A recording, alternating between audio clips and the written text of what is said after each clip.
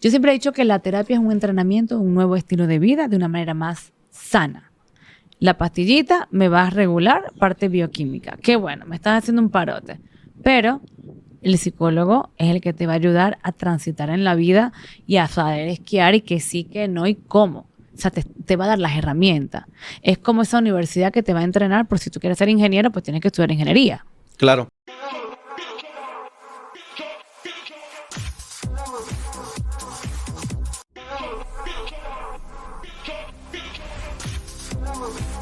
En redes sociales actualmente hay muchas personas que te dan consejos de que tu ansiedad se va a quitar en 5 minutos o haz solamente estos 3 pasos y se te va a quitar tu ansiedad o tus ataques de pánico.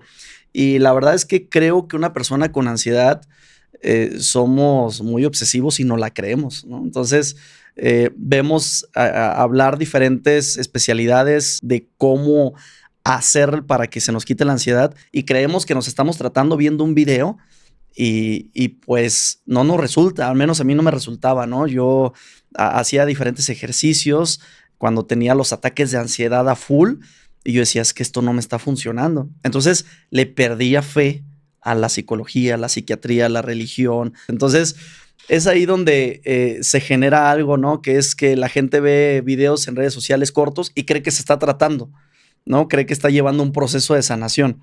Entonces, lo que quiero hacer en esta sesión es que platiquemos, antes que nada, la psicología, cómo nos puede ayudar y cuál es el proceso real que debemos de seguir. Este video no va a dar una verdad absoluta, sino que nos va a encaminar al proceso que debemos de seguir y a preguntarte cómo ves tú o cómo podrías explicar qué es la ansiedad. Quiero comenzar con la fe que has perdido. Y la fe que has perdido viene de los malos abordajes que tenemos como personas de poder buscar ayuda.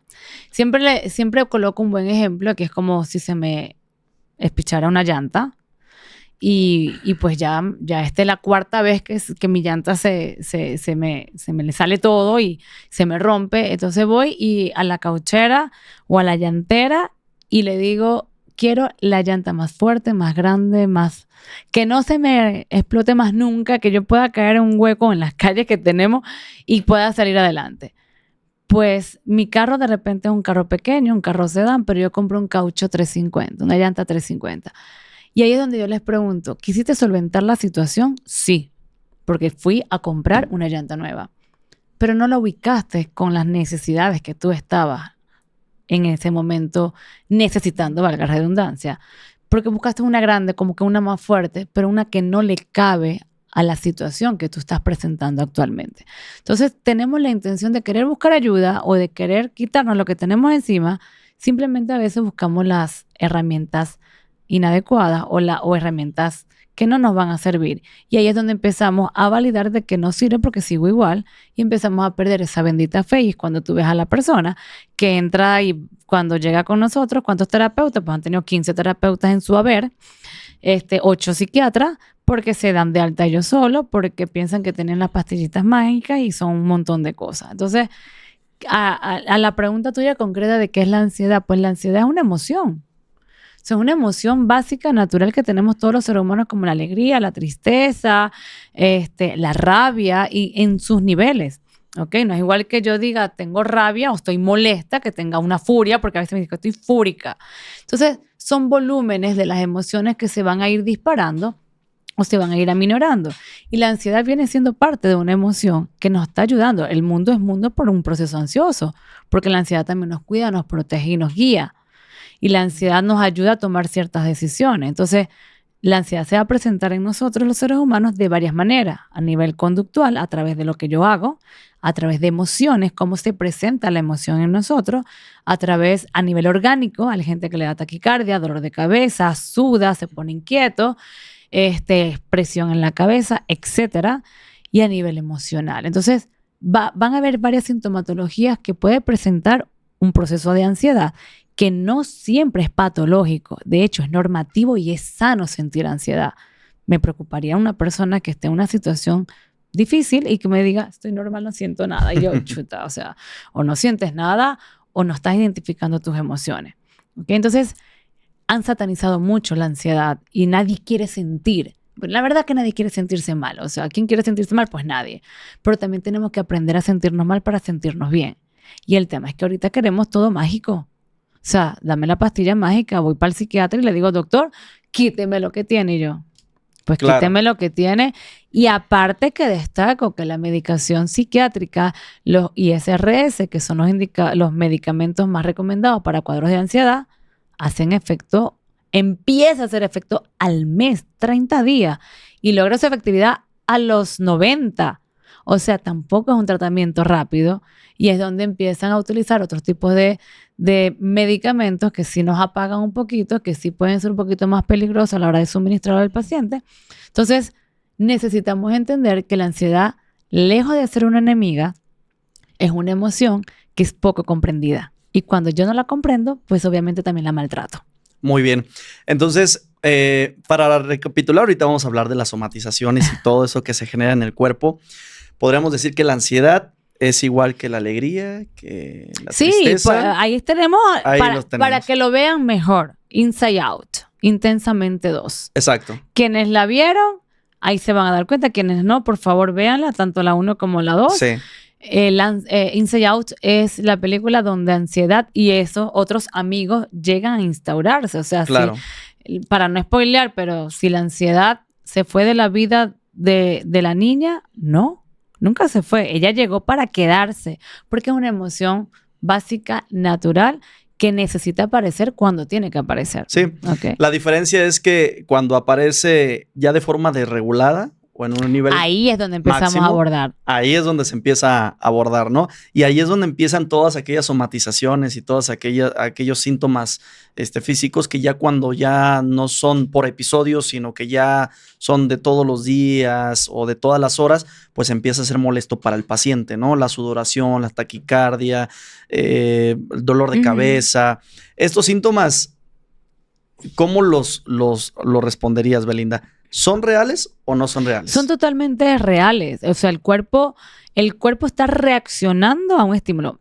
Hablemos de una cosa. Hay una ansiedad normal, normativa, sana, que me va a llegar, no sé, tengo un examen y pues no estudié mucho y estoy un poco ansiosa, inquieta, porque la ansiedad se va mucho a la incertidumbre. Sí. ¿Okay? Se maneja con la incertidumbre. Entonces, y se va mucho al futuro, al no saber qué va a pasar y a la necesidad de certeza.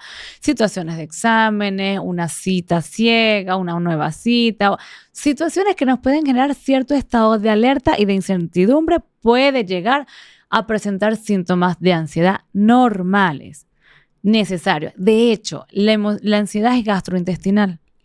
¿Qué se refiere? El estómago es el segundo cerebro y es el primer cerebro emocional que tenemos.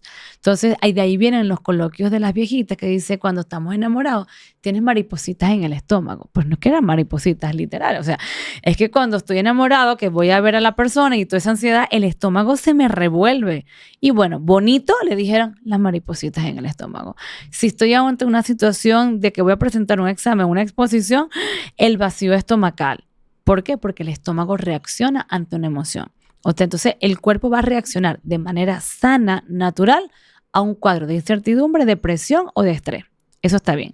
¿Dónde entra la parte patológica? Porque al pasar al examen, ya, en la cita me senté y a los 10 minutos ya me emocioné y ya se me pasó, ya me conecto con otras emociones. Es pasajera. ¿Qué pasa cuando la ansiedad se queda? Cuando la ansiedad forma parte ya de un patrón que a pesar de que haga lo que haga y aunque responda a toda esta incertidumbre, se mantiene. Entonces también estamos hablando de una organicidad porque hay factores neurológicos que están involucrados. La amígdala cerebral es quien maneja el miedo y la ansiedad y está sobreestimulada y está hiperactiva. Ya hay un patrón no solamente emocional, sino también orgánico. Me imagino que el psiquiatra pudo haber hablado un poquito más de esta organicidad para no meternos en otros episodios. Pero sí es bien importante que entienda que cuando hay un cuadro, una crisis de ansiedad, hay organicidad. El cerebro está activado. Y no solamente la parte de la amígdala cerebral, sino también mi área prefrontal, que es donde están las funciones ejecutivas, donde también a veces se anula la parte de la conciencia o del raciocinio. Entonces, son muchas cosas las que puedan estar interfiriendo y hay que abordarlo cuando ya forma parte de un patrón que haga lo que haga, no cede.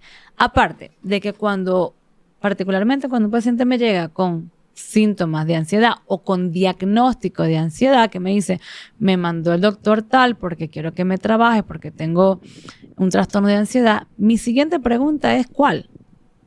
Porque es como si yo llegara a tu casa y tu casa tiene 6, 7, 8 habitaciones, pero todos se llaman Leonardo.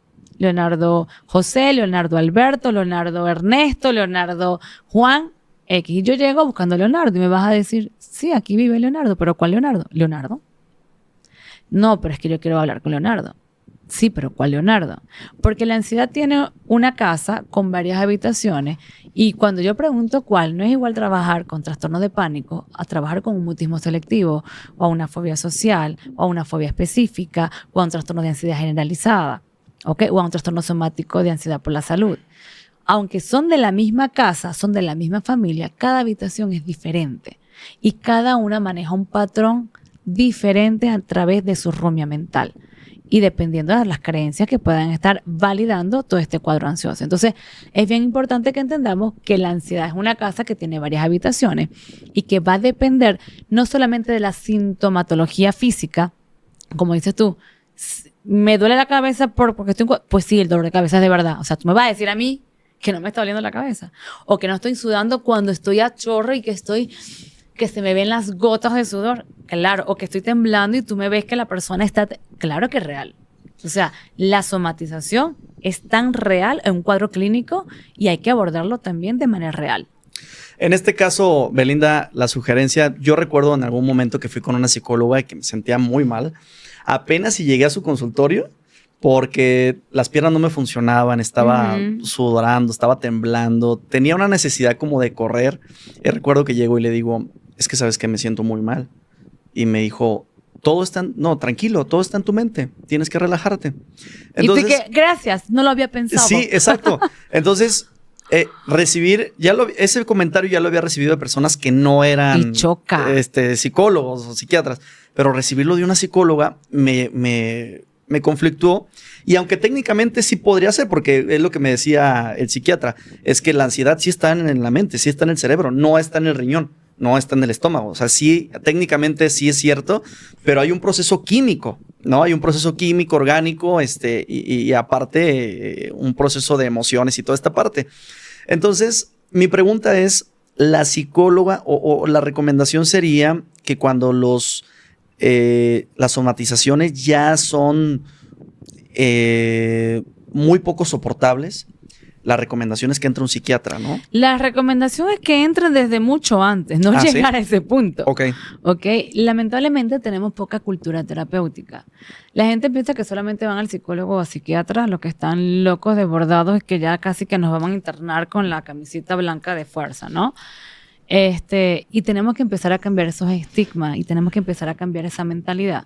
Que el psicólogo también es para crecimiento personal, para poder lidiar, para hablar con alguien que puede llegar a ser, vamos a hablar del concepto de amigo, que el terapeuta no es amigo, ¿no?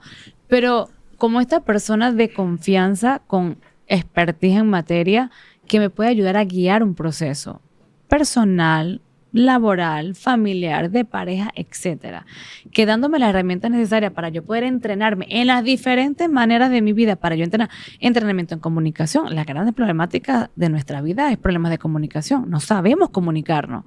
Entrenamiento en comunicación, en asertividad, que a todo le digo que sí. Pues no puedo decir que no porque me siento culpable, me siento malo, no me van a querer o me van a rechazar. No, también decir no es importante, poner límites, o sea, entrenarnos en muchas áreas de nuestra vida sin tener que llegar a una patología. Ok, no la tenemos. ¿Cuándo tengo que buscar una ayuda profesional? Realmente cuando tú sientas que ya no estás pudiendo con los recursos que tienes. Yo siento que al paciente hay que psicoeducarlo, de entender que no hay procesos mágicos, que esto es un proceso de subidas y de bajadas, que ciertamente la medicación es un buen ayudante para trabajos de trastornos de ansiedad o para un cuadro de ansiedad que se esté bastante, que el paciente no sepa manejar bien, pero que necesita abordarlo a nivel terapéutico, porque en la terapia es lo que te va a ayudar. Yo siempre he dicho que la terapia es un entrenamiento, un nuevo estilo de vida de una manera más sana. La pastillita me va a regular parte bioquímica. Qué bueno, me estás haciendo un parote, pero El psicólogo es el que te va a ayudar a transitar en la vida y a saber esquiar y que sí, que no y cómo. O sea, te va a dar las herramientas. Es como esa universidad que te va a entrenar por si tú quieres ser ingeniero, pues tienes que estudiar ingeniería. Claro.